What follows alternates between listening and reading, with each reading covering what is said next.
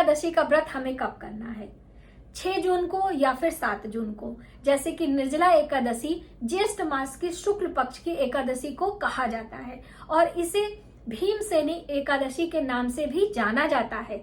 इसे बड़ी एकादशी के नाम से भी जाना जाता है क्योंकि ये पूरे साल, हम बात करें 12 महीने, तो 12 महीने में 24 एकादशी और अधिक मास भी जोड़ लेते हैं तो 2 एकादशी और, यानी 26 एकादशियों के व्रत का पुण्य फल आपको मिलता है सिर्फ एक निर्जला एकादशी का व्रत करने से। तो अब ये व्रत हम कब करें, 6 जून को करें कि 7 जून को करें? क्योंकि जो एकादशी की तिथि है वह हमें 6 जून को सुबह सवेरे 2:16 से मिल रही है और 7 जून को सुबह भोर में 4:47 पर लगभग समाप्त हो रही है। तो कंफ्यूजन बहुत सारा है। नमस्कार, वेलकम टू माय चैनल, मैं हूं मनीषा।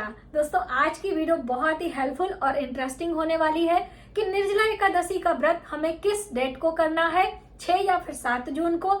और निर्जल हम नहीं रह पा रहे हैं, सबका सामर्थ्य, स्थिति, परिस्थिति अलग होती है। तो कितना भी कल्याणकारी हो, कितना भी पुण्यकारी हो, यदि आपका शरीर ही साथ नहीं दे रहा है तो ऐसे में हम इस व्रत को किस प्रकार करें? क्या हम कुछ जल फल लेकर व्रत को कर सकते हैं अथवा नहीं? और आप यदि अभी तक किसी भी एकादशी का व्रत आपने नहीं किया है और आप करना चाह रहे हैं कि हम सिर्फ एक एकादशी का ही व्रत कर लें जिससे कि हमें एकादशी व्रत करने का पुण्य फल प्राप्त हो, तो बिल्कुल आप निर्जल एकादशी पहली बार व्रत शुरू कर सकते हैं, कंटिन्यू भी कर सकते हैं और सिर्फ एक एकादशी भी कर सकते हैं। जैसे ही आपका सामर्थ्य और आपका आंतरिक इच्छा हो उस तरह से आप व्रत का पालन, नियम को करें। इंद्रियों के सुखों का त्याग ही व्रत कहलाता है। अक्सर हमसे लोग पूछते हैं कि व्रत का अर्थ क्या होता है, तो भगवान श्री कृष्ण ने स्वयं गीता में कहा है कि इंद्रियों के सुखों का त्याग, हमारी ये जो ज्ञान इंद्रियां होती हैं, कर्म इंद्रियां होती हैं, तो आपको इन इंद्रियों के सुखों में त्याग ही व्रत कहलाता है। तो आप इस तरह से अपने इंद्रियों को बस में करते हुए निर्जला एकादशी का व्रत हम करेंगे। अब ज्यादा बातें न करते हुए एकादशी तिथि की शुरुआत और कब हो रही है और किस दिन हमारे लिए व्रत करना है। और दोस्तों, सर्वप्रथम इस व्रत को भीम ने किया था। पांडु पुत्र भीम, 5 भाई थे, युधिष्ठिर, अर्जुन, भीम, नकुल, सहदेव।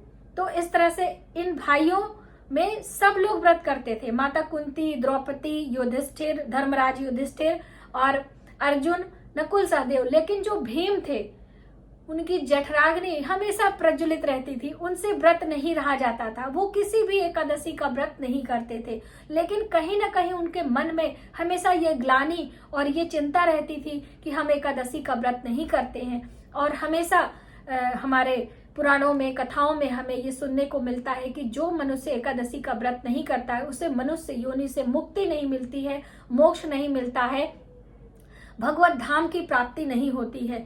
तो इसलिए भगवान श्री कृष्ण से हमेशा वो हम कहते रहते थे कि हम अगली बार करेंगे। भगवान श्री कृष्ण उनको सलाह देते थे कि तुम भी एकादशी का व्रत करो। लेकिन जब ये ज्येष्ठ मास की एकादशी आई तब उन्होंने पूछा कि हम किस प्रकार से व्रत करें कि हमें पूरे एकादशी व्रत का पुण्य फल प्राप्त हो सके।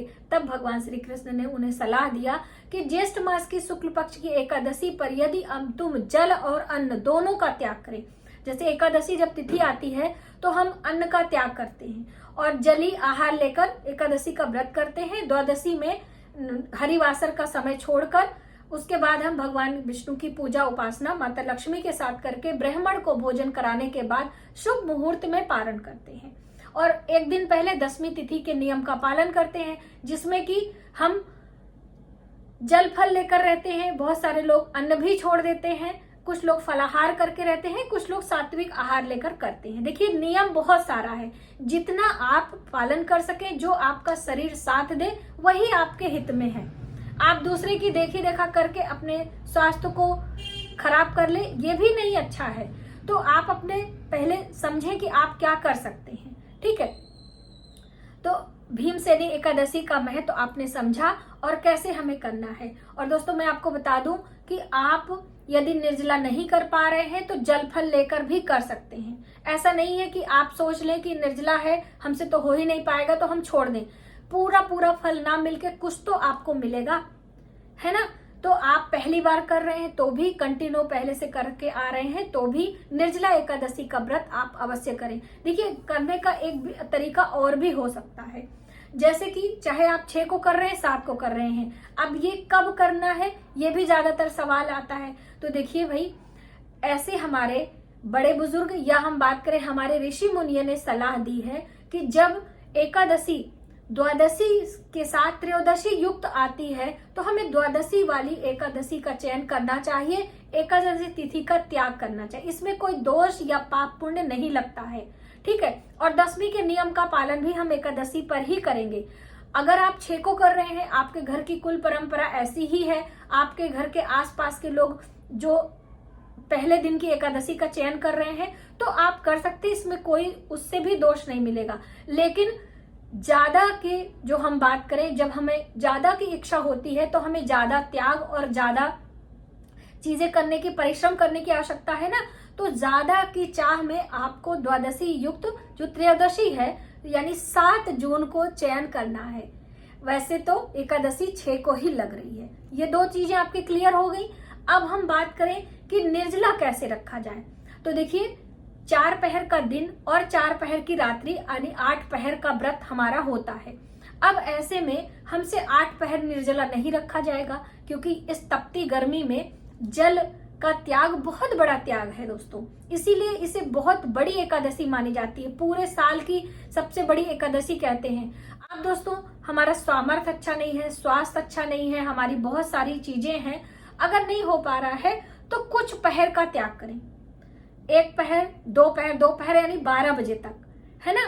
तो 12 बजे तक अगर आप त्याग कर सकते हैं, पूजा पाठ, उपासना, दान पुण्य करते हुए आपको करना है। लेकिन दोस्तों, आप बिना ब्राह्मण को भोजन कराए अपने व्रत का पारण मत करिएगा। चाहे आप निर्जला कर रहे हो, चाहे जलफल पर लेकर कर रहे हो, और चाहे जैसा भी आप कर रहे हो, उस दिन आपको ब्राह्मण भोज कराने का प्रयास करना चाहिए। ब्राह्मण भोज हम 8 तारीख को करेंगे, 8 जून को करेंगे, क्योंकि जो लोग 6 को कर रहे हैं उनका भी पारण 1 बजे के बाद ही बन रहा है, 12 बज के कुछ मिनट पर ही बन रहा है। 1.5 दिनों का व्रत करना उतना अच्छा नहीं है, इसलिए आप 7 जून को करेंगे तो आपके लिए ज्यादा अच्छा होगा, ठीक है। इसीलिए ये वीडियो मैं आपके लिए पहले से लेकर आई हूँ। अब इस दिन हमें कौन सा पूजा पाठ करना है, जैसे कि बड़ी एकादशी है, निर्जला है, तो इस दिन विशेष पाठ भी करने होते हैं।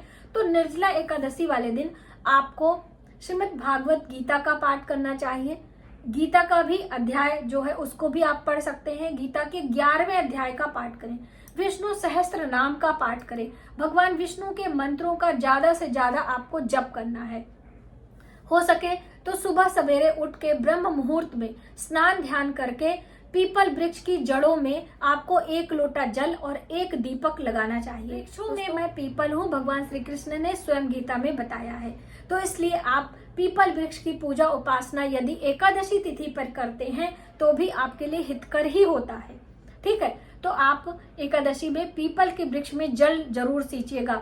जल का दान ही बहुत बड़ा दान है। ज्येष्ठ के महीने में तो आप पीपल वृक्षों में जल दें, आंवले के वृक्ष में जल दें, देव वृक्ष जितने भी होते हैं आप जल दे सकते हैं, लेकिन एकादशी तिथि पर तुलसी में जल नहीं देते। अब ये वाली जो एकादशी निर्जला वाली है ये आपको मिल रही है जो 7 जून को, वो द्वादशी युक्त है, इसमें आप तुलसी में जल दे सकते हैं, ठीक है।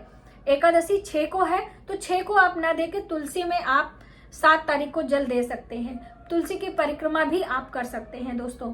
और आपसे नहीं रहा जाता है तो आप सिर्फ अपने दवाइयों को लेते हुए, अपने भोजन को लेते हुए मांस, मदिरा, प्याज, लहसुन, चावल, मसूर की दाल का भी आपको त्याग करना चाहिए। और दोस्तों, इन सब चीज़ों की जो त्याग है आप बिना व्रत की, यदि आप व्रत नहीं भी कर पा रहे हैं तो ना ही बैगन खाना है, प्याज, लहसुन, मांस, मदिरा बिल्कुल भी आपको सोचना भी नहीं है। और सेम 2 प्रकार की आती है, सफ़ेद वाली और ये काली वाली, तो आप में दोनों ही सेम का त्याग करना होता है एकादशी तिथि पर। और तुलसी सेवा अवश्य करें, पूजन करें, परिक्रमा करें और माता तुलसी से प्रार्थना करें। भगवत गीता का पाठ करें, पूरा गीता पढ़ सकते हैं या फिर 11वें अध्याय का पाठ कर सकते हैं। भगवान विष्णु के मंत्रों का जप अवश्य करें। गौ सेवा करते हुए आप एकादशी तिथि के नियम का पालन करें और अपनी मनोकामनाओं को पूर्ण करें। आज की वीडियो में बस इतना ही। जय श्री कृष्णा।